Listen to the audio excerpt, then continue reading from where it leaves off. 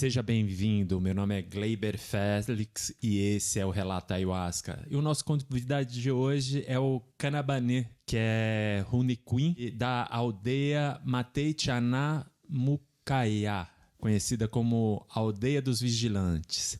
Seja bem-vindo, Cana, ao Relato Ayahuasca. Prazer, sou o Canabanê, sou do povo Runicuim, sou do Acre, sou da terra indígena Rio Humaitá, Runu Xauanruaiá, o Rio das Araras Encantada. Sou da aldeia Matei-Tchaná-Mucaiá, sou liderança da minha aldeia, da minha comunidade, da minha família, do meu povo. Quero falar ao respeito do conhecimento da medicina sagrada. E a terra indígena Rio Humaitá, ela foi demarcada em 1985 e nós, o povo Runicuim, passamos por 4 momentos.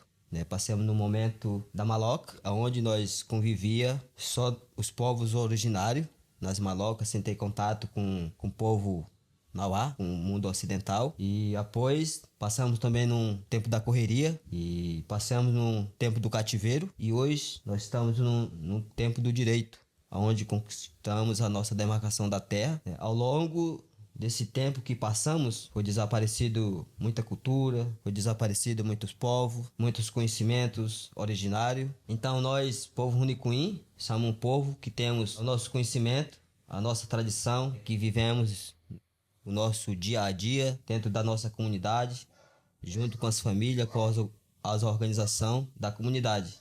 Então o conhecimento, ela foi muito perdido através dos nossos anciães, não tiveram oportunidade de poder ensinar a esse conhecimento que vinham através do homem quando chegaram mesmo para poder atacar a gente. Sim.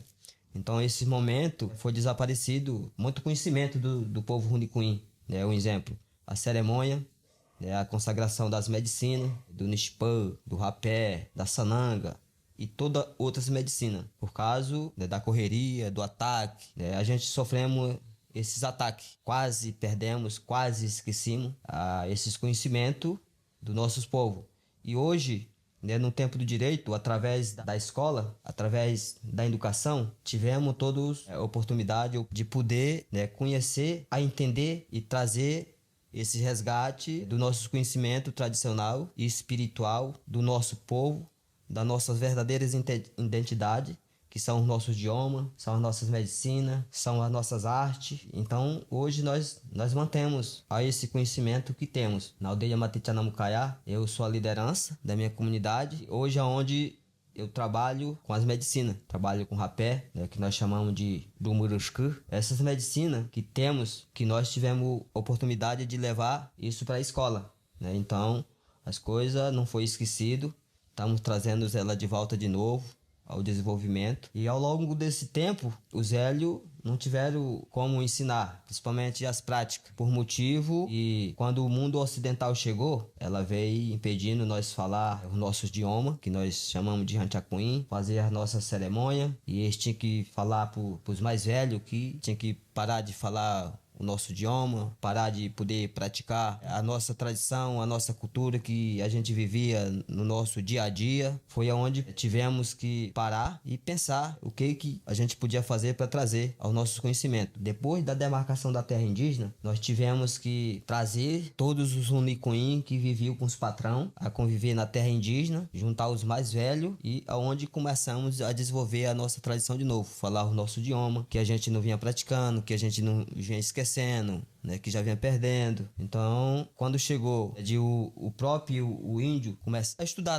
na escola, Sim. Aprender a escrever, aprender a ler, de o índio mesmo ensinar o outro índio, dentro da aldeia. Então, foi aí onde começamos a descobrir que nós era um povo que tinha toda uma realidade, uma tradição, uma vida, uma sabedoria para poder viver. Tivemos os professores, que foram fazendo os intercâmbios em outra terra indígena, que foram conhecendo, trazendo os velhos, as velhas, para poder ensinar, que eram os nossos conhecimentos. Então, nossos conhecimentos espirituais está sendo conhecido, está sendo desenvolvido, está sendo aprendido pelos filhos, através das pessoas mais velhas da aldeia. Está trazendo esse conhecimento para que nós não possamos mais perder ou esquecer dessa nossa tradição que vivemos dentro do conhecimento do povo Runicuim. Então temos o Nishipã, que é uma medicina espiritual, que ela vem de toda uma história do Uruabuçã. O Uruabuçã que teve todo o poder de conhecer a essa medicina no mundo dos encantados. Então teve todas essas histórias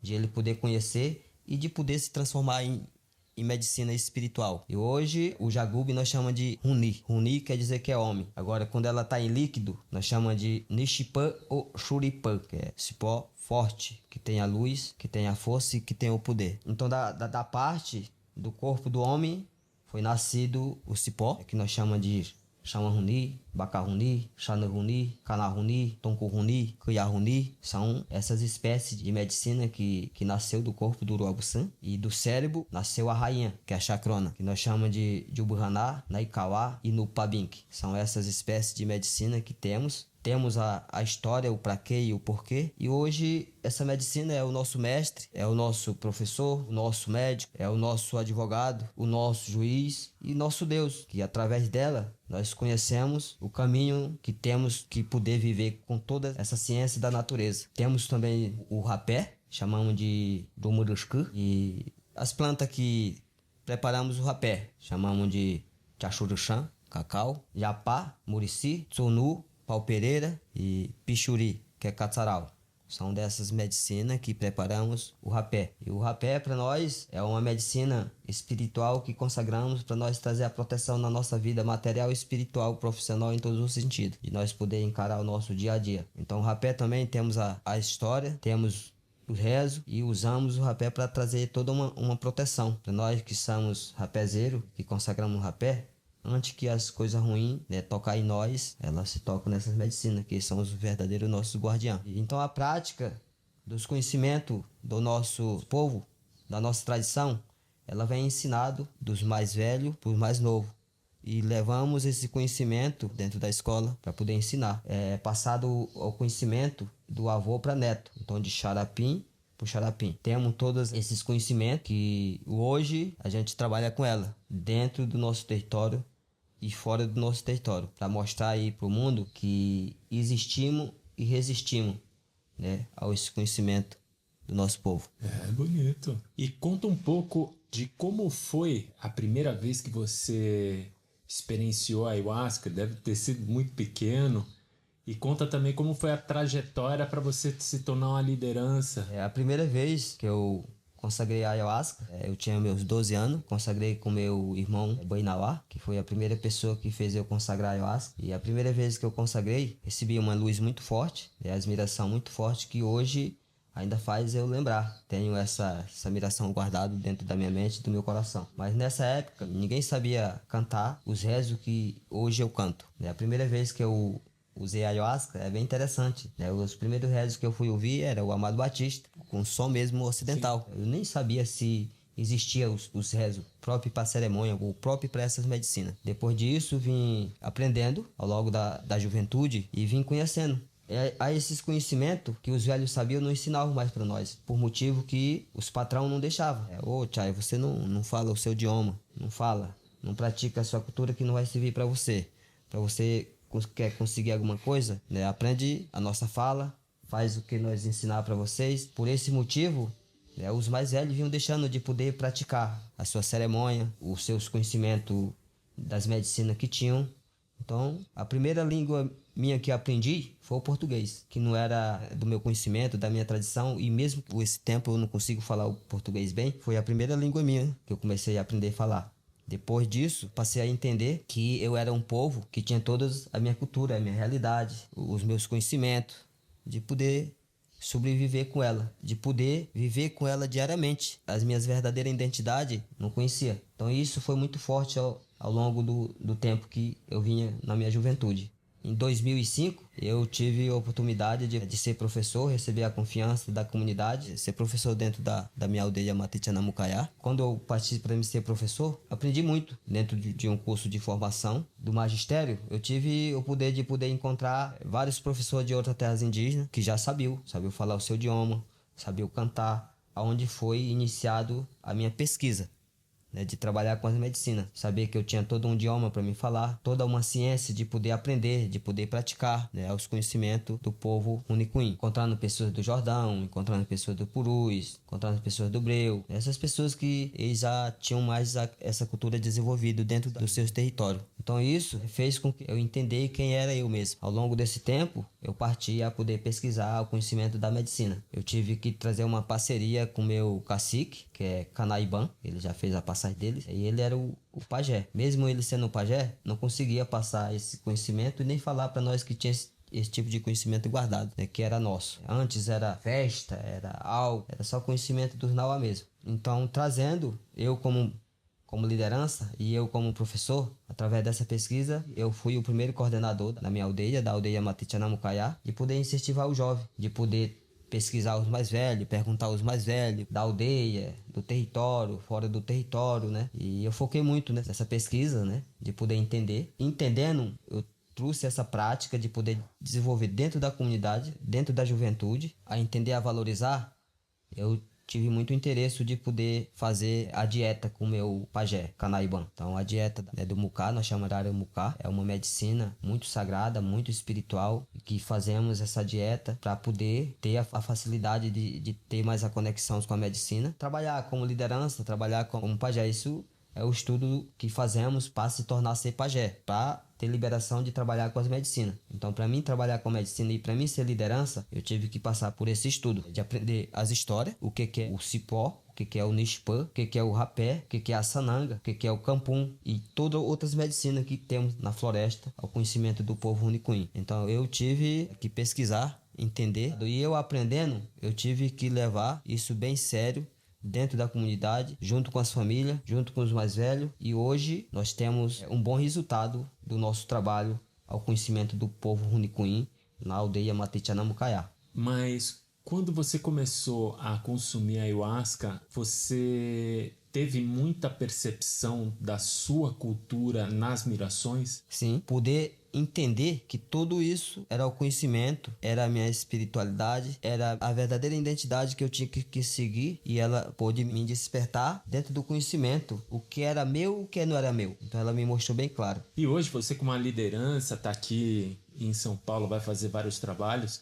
Você já viaja para fora também, mostrando toda essa cultura dos povos originários para o Ocidente, Europa, Estados Unidos, esse tipo de coisa? Então, hoje o que eu faço é coisas que os meus avós, os meus pais, os meus caciques nunca não tiveram oportunidade de poder fazer. E hoje o que eu faço no mundo, desde 2019, eu comecei a minha carreira de poder levar conhecimento, essa mensagem, a cura, o estudo da medicina do povo Runicuim. Hoje o que eu faço é de poder fazer trabalho que os meus pais, os meus avós não fizeram, e hoje eu faço. Então, a importância do trabalho que eu faço de levar o conhecimento para o mundo ocidental é de mostrar para o mundo que resistimos e existimos como um povo, que temos toda uma realidade, temos todo o conhecimento, temos toda uma tradição desse país, que possamos mostrar para o mundo que tem esse conhecimento dos povos nativos, que antes que o mundo ocidental chegasse, já existia essa medicina, já existia essa floresta. Então essa terra, nós não viemos de nenhum lugar, a gente já era daqui mesmo. E hoje o que eu faço para o mundo é para poder provar que nós, povo Runicuim, temos todo um conhecimento de poder compartilhar com o mundo, que o mundo precisa aprender, trazer todo esse conhecimento para a humanidade. E hoje eu levo o conhecimento da medicina por vários países do mundo, que é importante. A medicina tem o poder de mostrar o conhecimento da nossa vida espiritual, material, familiar, profissional, e ela traz toda essa cura dentro da humanidade. Hoje o que eu faço é para poder compartilhar com o mundo com conhecimento através da cura com a medicina da floresta. E hoje a nossa sociedade, que a gente acaba vendo que está muito doente, hoje a necessidade dessas medicinas vem aumentando cada vez mais, né? Por causa dessas doenças mentais. E como você, que é da floresta, povo originário, vê essa doença mental da sociedade urbana? Eu vejo que nós temos muito que ensinar esse conhecimento. Ela tem que ser respeitada, tem que ser valorizada, ela tem que ser levado para o mundo, tem que ser levado para a escola, ela tem que ser levado para as famílias. Ela tem que aparecer para as pessoas que precisam de poder a conhecer. E conhecendo, as pessoas vão poder ver que essa medicina ela pode, né, vir salvar também o mundo e a humanidade, né, através da cura com as medicinas. Ele foi viajar para Portugal, que ele levou as medicinas, e aí ele foi parado na alfândega, né? Conta essa história, que essa história é interessante. Eu sempre viajo, né, levando o conhecimento das medicinas e muitas das vezes a gente é parado nos países, né, que não tem essa liberdade de poder essas medicinas chegar. Isso acontece com nós, né, a gente é barrado com rapé, com açanã, com ayahuasca, por essa situação, com os homens da lei mesmo. E isso para nós faz com que nós ficar mais preocupado que o preconceito é demais. Além de ser uma medicina muito sagrada, e hoje não temos a liberdade de poder trabalhar com ela, né? A gente é barrado nos aeroportos, muitas das vezes a gente vê as medicinas ir pro lixo, a medicina ser preso, né? Isso faz com que eu ficar pensando, nossa, hoje, né, as coisas para ser proibido, as drogas pesadas que existem no mundo, e onde tem as medicinas que ela pode trazer o conhecimento da cura da humanidade, da sabedoria, e hoje a gente vê que ela ainda não temos esse direito essa liberdade de poder essas medicinas ser liberado, para ser trabalhado nos países do mundo que é onde mais precisa. Tem uma pergunta, Caná, eu queria saber de você, o que você acha, na verdade, com a sua sabedoria, qual a importância do rezo numa cerimônia de ayahuasca? Porque tem diferentes rezos, né? Tem diferentes tipos de ritualísticas aqui em São Paulo, né? Meio urbano. Então tem ritualísticas com playlist, tem ritualísticas para outros fins religiosos. Eu queria saber do povo Cunha, qual a importância do rezo Cunha numa cerimônia de ayahuasca. Então, nós chamamos de Runimuká. São os rezos que é para ser cantado especial na cerimônia de ayahuasca. E dentro do Runimuká, nós dividimos os rezos em 4 partes. Que os primeiros rezos que fazemos nas aberturas do trabalho da cerimônia, nós chamamos de Panchalimá. É convidar alguém. Você bate na porta dele, convida, né? Chama. Os 3 rezos que fazemos são Panchalimá. Então, chamar alguém, né? Esse alguém são esses seres que são encantados, né? Que são o dono das medicinas, que é para eles trazer a força. Nós chamamos de Panchalimá. E temos também o Payuanti. Esse rezo nós fala mais, é uma história contada, né? Nós fala mais a palavra e o lírico, como que você tá sendo aquele encanto naquele momento. Isso nós chamamos de Payuanti. Agora, quando a força tá alta, Rautibuyá, são os rezos que é para trazer a admiração, trazer os conhecimentos, a sabedoria, a clareza da medicina. Quando a força está bem alta mesmo, se tiver alguém passando mal ali na força, a gente tem um rezo também que é para baixar, puati, né? Para baixar a força. Temos rezo que nós chamamos de pacarim, caiatibu. Pacarim e o caiatibu são rezos da afirmação, da libertação e do agradecimento. Esses que são rezos do pacarim. Então, dentro da cerimônia, nós faz esses rezos que eu falei, que é o Panchalimá, Payuanti, Caiatibu e o Pacarim. É bem interessante que, na verdade, vocês são os guias, né? Então, vocês vão observando como está o salão e, perante isso, vocês vão conduzindo para ter a melhor experiência, né? Então, nós que conduzimos, né, nós rezamos os rezos no momento certo. Se a força está baixa, reza para subir. Se a força já está alta, a gente canta para clarear, para trazer admiração. Se estiver precisando um ali que precisa de firmar, precisa de cura, fazemos o rezo do Pacarim. Se a força está muito alta, tem alguém passando mal, a gente reza a força para baixar. Então, é bem interessante. Hoje, muitas das vezes, eu fico vendo que hoje no mundo tem muita gente fazendo cerimônia. E o cantar não é só porque cantar bonito, tá achando bonito, mas o que você tá cantando? Pra que você tá cantando? Por que você tá cantando? E eu trago muito isso dentro de mim. Quando eu canto, eu sei o que eu tô cantando. Eu não vou cantar palavra que eu não entendo só porque é bonito, porque tem um tom bonito, né? Mas de poder entender. Você entendendo as palavras, você tem a facilidade de poder ter uma conexão melhor com as medicinas. Não, com certeza. Isso daí abre um campo mental e emocional muito profundo, né? Então, na minha jornada, eu fico bem aberto, né? Tem os irmãos que organizam o trabalho e eu Sim. venho cumprir só com a missão.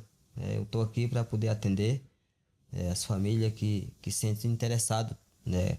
Fazer a vacina do campum, ou fazer um rampaiá, ou quer fazer uma cura privada, né?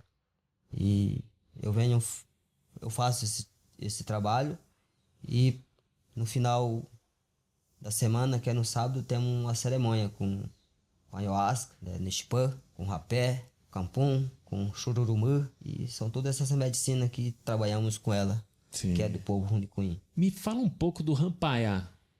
O rampaiá é um ritual que fazemos, né, com pimenta malagueta, que chamamos de jurajuti, e com bico de pássaro, que chamamos de tchaná, japinim. Fazemos esse ritual para pessoa que quer ter facilidade de aprender algo do seu interesse. Tchaná quer dizer que é pessoas músicas, pessoas artistas. É quando você não consegue ter facilidade de aprender algo do seu interesse, que tem um bloqueio ali, nós chamamos de Hana Shankama. Você não consegue falar, você não consegue pronunciar, você não consegue entender.